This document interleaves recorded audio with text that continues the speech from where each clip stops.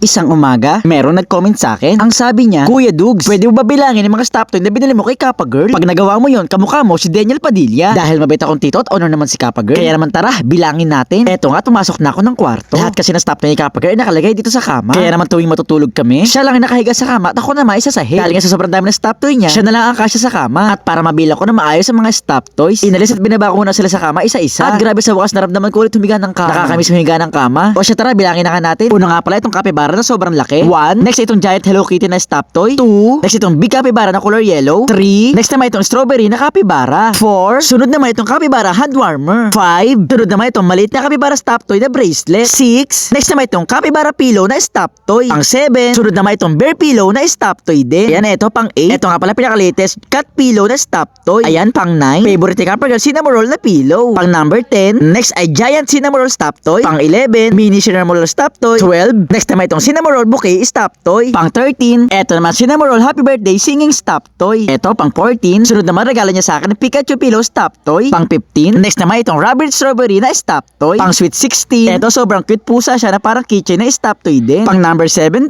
next naman itong dinosaur na kulay green na sobrang cute. Ayan, pang 18 na. Next ito nga palang flower pillow stop toy. Pang number 19, next naman ay mimic octopus stop toy. Pang number 19, next naman itong raccoon na stop toy. Pang number 20, Niscooby stop toy. Pang number 21 stop toy. Sumunod naman itong red fox na stop toy. Ito naman pang 22. Next candy blossom na stop toy. Pang number 22. At ito naman dragonfly na stop toy at pang number 23. Ayan, 23 pala lahat-lahat ng stop toy ni Kappa Girl. Grabe, napakadami, no? Bukod pa tong dalawang parcel na pina-order niya sa akin, mukhang stop toy din. At para mapasama sa bilang, ito nga pin-open ko na. Bali, ito pala pang number 24 na stop toy. Ito siya, ang cute niya. Pusa siya na keychain na stop toy din. Ang ganda ng kulay niya. Next naman i-unbox natin itong malaking stop toy. At pag open ko, nagulat ako kasi sobrang ganda at sobrang laki. Ito, capybara stop toy na naman siya. Pero kakaiba siya, para siyang cupcake yung hugis niya. Ang cute. Nawala na ako sa bilang. Ilan nga pala lahat ng stop toy ni Kappa Girl? Nabilang niyo ba? Basta ito lahat ng stop toy ni Kappa Girl. Grabe, sobrang nakakapagod magbilang. At ito nga, sakto, pagkatapos kang magbilang ng mga stop toy, biglang dumating si Boy Machunori at si Boy Ubo. Nag-uusap kasi silang dalawa kung anong gagawin nila eh. Alam niyo naman, di ba, mag-best friend yung dalawa? Lagi sila nagbibideo out. Ako naman ang cameraman. Sa sementeryo nga pala sana kami magbibideo kaso biglang umulan. Kaya naman tumambay muna kami doon sa 7-Eleven para makasilo. Hanggang sa mawala yung ulan.